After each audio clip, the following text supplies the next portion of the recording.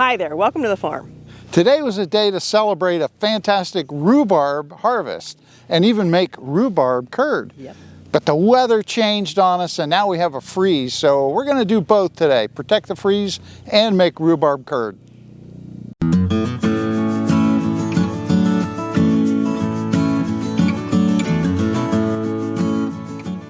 So if you watched our last video, I was in shorts and a tank top. I think I was razzing you about your tan too. Yeah, and my legs are so white. Well, I'm not getting tan today, that's for sure. Isn't working out so good that way.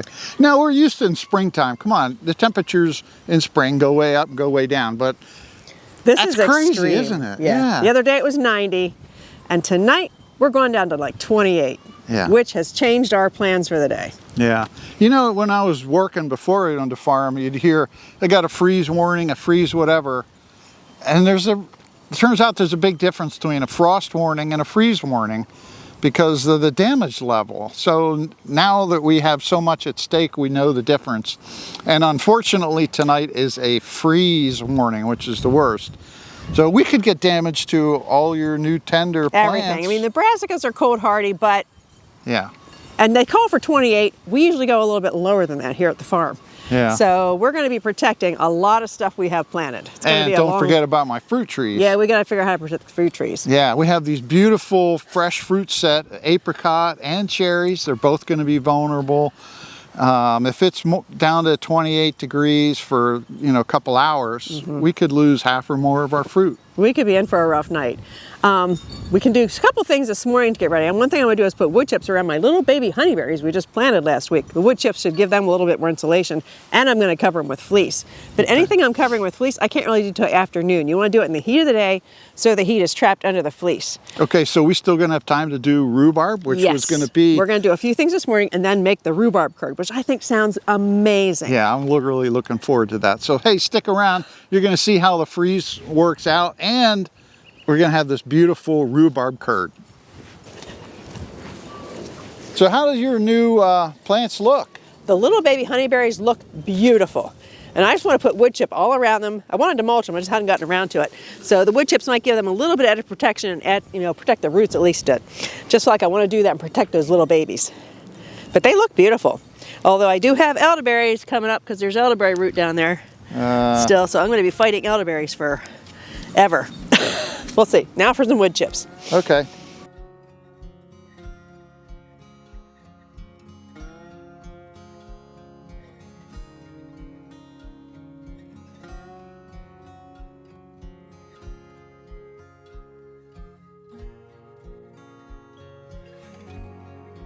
Looks like you're making quick work of it this morning. Yeah, just dumping it on and spreading it around a little bit. This might just give them a little bit of protection. I'll feel better anyway. Well, that'll be worth something. Yeah. Poor little baby honeyberries. And the fleece over it should really help. That'll keep some of the heat in. Yeah. So hopefully they'll be okay. Well, the honeyberries are all mulched in, hopefully protected a little bit. And later this afternoon, I'll be coming out and covering as many things as I can with fleece and running the irrigation and watering everything. But for now, I'm going to pick some rhubarb and I'm going to have some fun and make rhubarb curd. Just looking for some of the thickest, biggest branches, or stalks, I guess they are technically. But these plants have done great over the last 2 years. They're only 2 years old. Look at them, they're ginormous. So you pull them rather than cut them. Yeah, it's better for the plants actually to pull them out. So there's no part of a stem left to rot on the thing. So that way it all gets out of there and you're good. So it's actually not good for them to cut it, is it? No, it isn't. Now I will cut the leaves off. And I'm actually going to take the leaves and lay them along the edge of the asparagus row, kind of as a weed barrier. So I'll make use of it all, but no, we're not going to eat the leaves. Oh, here's some big ones, holy cow. So today you're making something with the curd. Is that by itself or is it paired with another fruit? No, it's just rhubarb curd spread. Okay. But it turns out really pretty pink. So I think it's going to be pretty and delicious. It's funny, most of the time I think of rhubarb paired with strawberries or something else. No, it's good by itself in some things. Okay. Now I'm picking some today to do the curd, but tomorrow I'll be picking a bunch of it because the farm stand opens in 2 days. So tomorrow I'll come out and pick up as much rhubarb as I can get. But right now I just want enough for the curd. Oh, let me see that. Spread that open so we can see. See, there's a bunch of different rhubarbs in here. This baby has done well. Yeah. And they And look when you- perfect between these lattice things, you know, or trellises, I guess they are. You get one more big one here. Whoops. Wow, that's a monster. There's a bunch of them that are monsters. You So I'm know pretty what sure. you'll never see under a rhubarb plant? What will you never see under a rhubarb plant? Weeds. True. The weeds can't grow. There's no room. Yeah. So I'll go ahead and cut the leaves off here and stick them on the asparagus row. And I think I'll probably be putting wood chips on those eventually too. One more. Once you All get right. picking, it's hard to stop. But tomorrow I'm going to have a lot to pick. So I'll be having that at the farm stand as well as asparagus and jam and eggs and some dried flowers. Yeah. Oh, You know an what's assortment. funny? It's probably low 40s and the wind is blowing. It's cold. And we're right next to the high tunnel. And the fan just went on. Which means I need to open the doors. I have one door open, but I need to open the other and get some Yeah, airflow that means through. it's in the 90s in there. Yeah, so we need to open those doors. Yeah, I'm going to go in and look. Okay.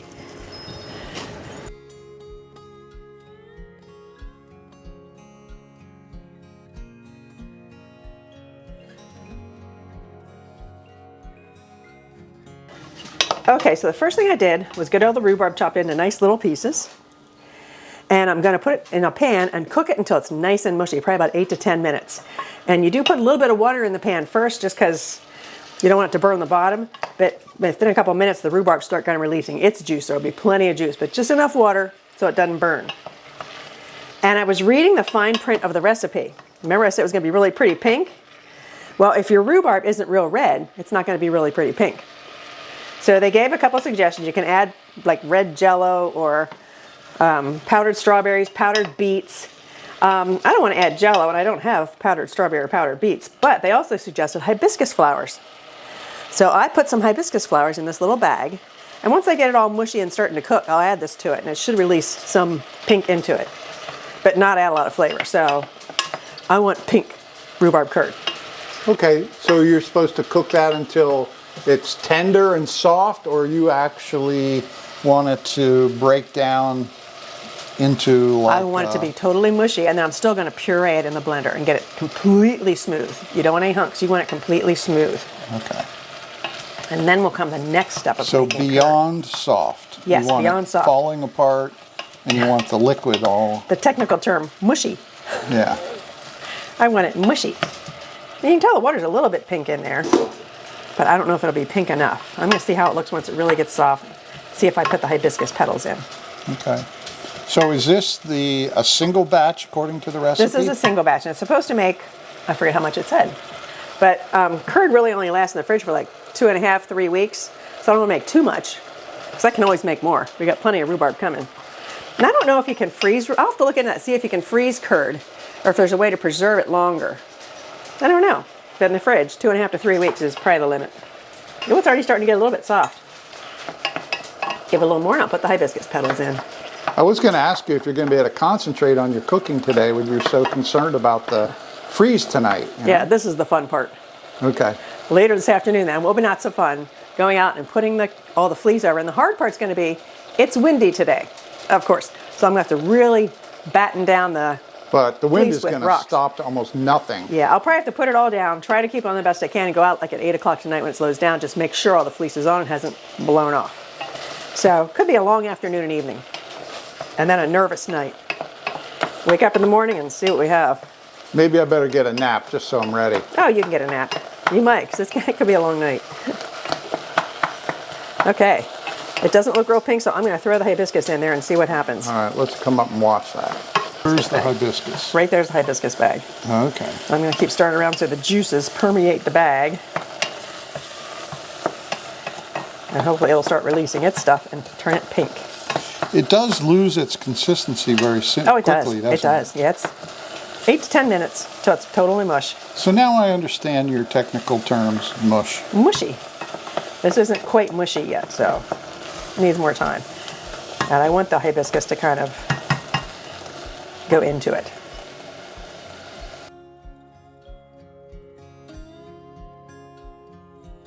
So just make sure I have all the rhubarb off of this bag, and I squeeze a little bit more of the pink out. Now I'm going to stick that into the food processor and puree it.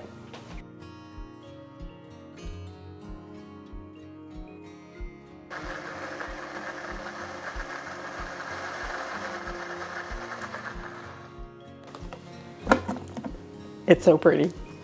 Now I'm gonna put this back in a pan and let it cool a little bit, because next thing I put sugar and eggs in there, and you don't want the eggs to like cook like crazy. So I'm gonna let this cool down a little bit.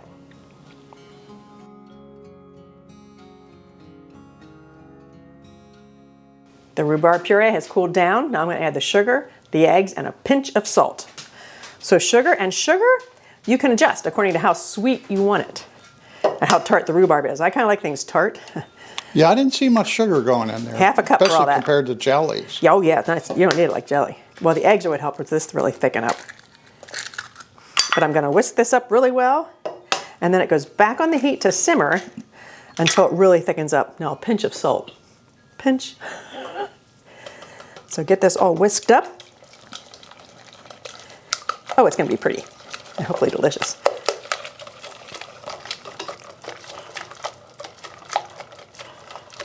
Now I'm just gonna heat it up and keep it warm until it bubbles a little bit or starts to thicken up.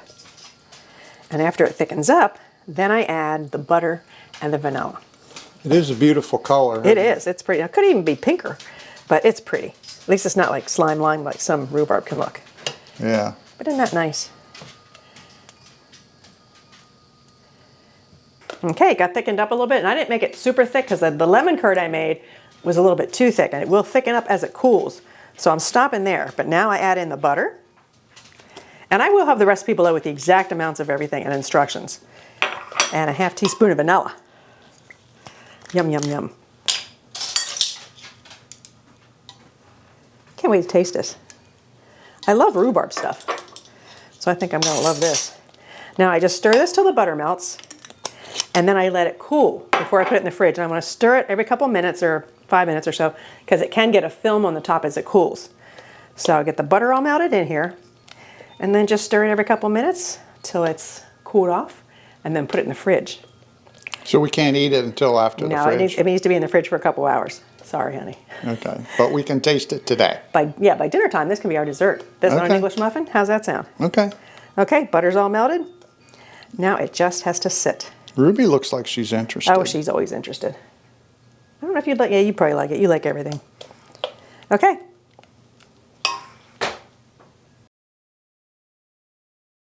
So you ready to try some rhubarb curd?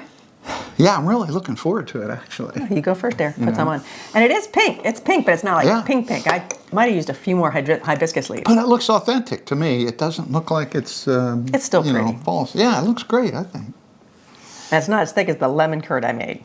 It's still got a thick texture, but it's not like as thick as the lemon stuff was. Okay, so I come into this prejudging it a little bit because I've had a lot of rhubarb over the years, and I've had your, like the applesauce kind of. So I'm expecting a certain texture and but this looks different a little bit. Well, the curd is different. But I have to get by my expectation. It's pureed and smooth, plus it has the eggs in it. Yeah, yeah. So it's got a different, like almost a custardy texture, kind of. Yeah. Okay. Cheers. Here.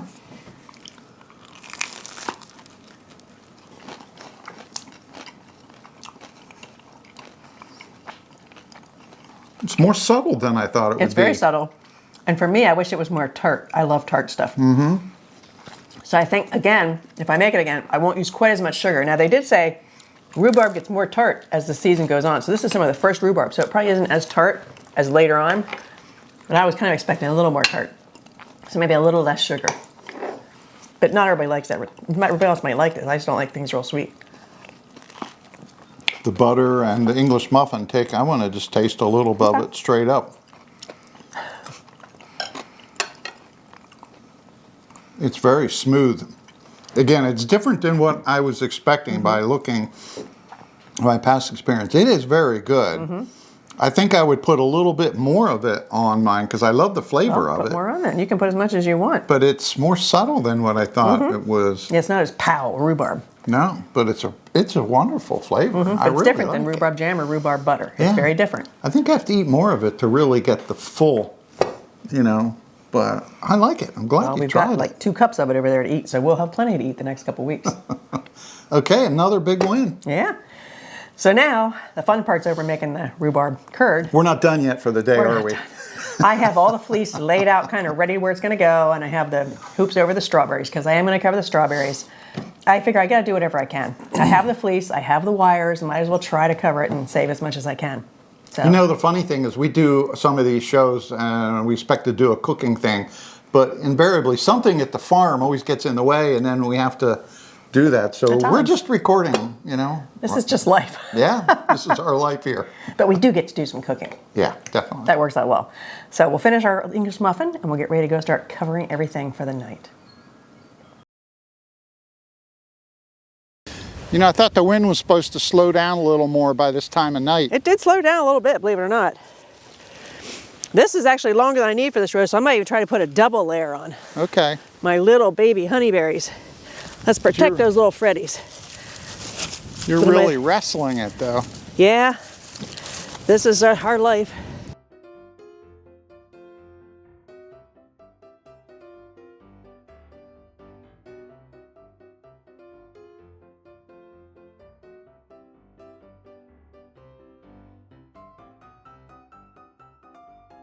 Well, I think we have everything covered. We chose to come out about a half hour before the sun went down. It was very windy, and now the sun's going down and the wind is stopping. Yeah, which we had to get the stuff on. And then as the wind stops, I'll come out later when it's dark with the headlamp, just make sure everything is still in place.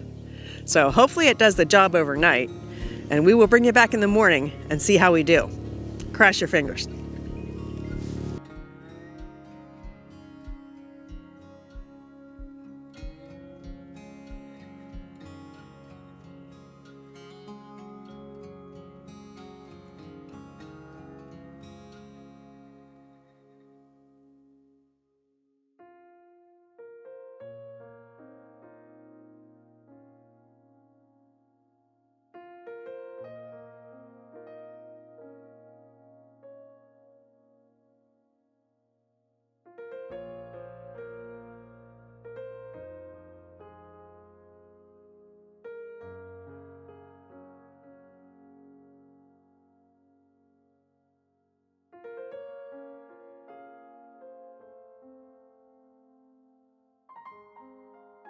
What's the next morning? It's a beautiful sunny morning and it's up to 42 degrees. Yeah, well, the problem is it went down to 23 degrees. The funny thing is the day before we saw the computer projection and the weatherman said, I don't think it's going to get that cold, maybe 29 or 30. No. So we waited till all the frost is gone and it's okay to uncover everything, and the fleece is dry. The sun dried the fleece so I can actually pack it up and put it away. This better be the last freeze of the year. Yeah, well, so some of the things we're going to know right away if they're damaged.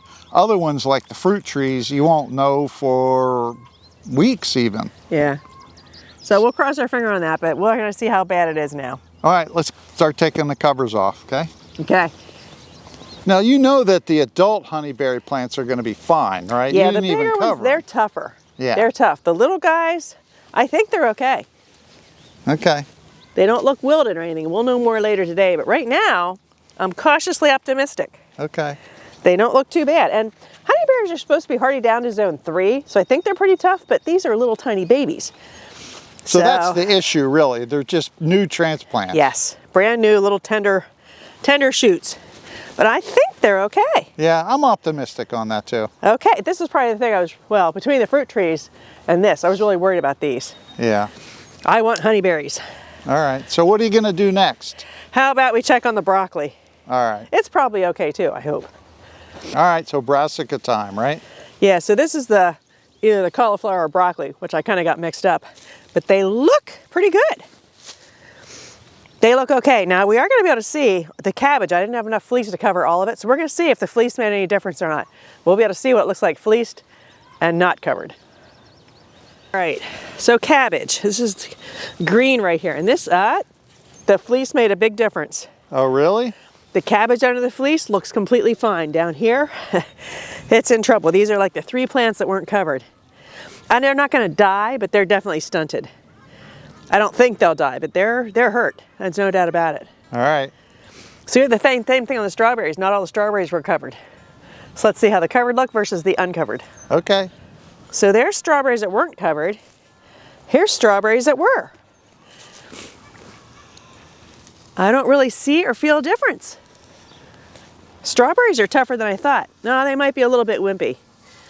But luckily, the strawberries are just getting ready. I have some blooms, but not many, and there's not much fruit set. So as long as the plants are okay, we're gonna get strawberries. So not too bad. Well, I'm glad I harvested all the asparagus I could last night. Here's one I missed. They freeze and they just get totally limp. So anything that's sticking up out of the ground that I didn't pick, I'll just cut off to the ground because it's not going to amount to anything. But now the new shoots that come up today should be fine as long as they weren't sticking out of the ground last night. But yeah, it just completely kills them. Done. But the rhubarb's fine too. It didn't hurt that at all. So that's true in general for vegetables and fruits. Now, for the fruit trees, we won't know for sure, but like I looked at the apricots. Yeah, the apricots. I mean, and they were just covered with ice crystals. So we're not optimistic about them. No. But overall, the stuff in the garden, I'm pleasantly surprised with how good it did. So bottom line though, all of your efforts of putting your covers on it made a big difference. Yes, it really did. It really did. But now I know for other years, like the strawberries, it didn't make a huge difference. I don't know if I would bend over backwards to cover strawberries, but it made a difference everywhere else, I think. So, it could be worse. So that's life on a homestead, real life. We're disappointed. We're not crushed though. No. I mean, a lot of things are going to be okay, but the fruit's going to take the biggest hit, I think. So. And the hard part is all the orchards around our area had the same temperature. So we'll see. If ours don't produce, we might not be able to buy much at the orchards either. Yeah. So we'll see about the cherries. But the fruit, I think, is the most. Yeah. But overall, it's okay. And bottom line is life is good, you know? Yeah, it is. Hey, we can go inside and enjoy some beautiful rhubarb. Rhubarb curd. Curd, yeah. So hey, that's good. So we'll get all the fleece over everything and we'll go ahead and have a delicious English muffin with rhubarb curd. Awesome. Sounds good. That's good. So thanks for joining us on an unexpected freeze day. We'll see you in our next video. Bye-bye.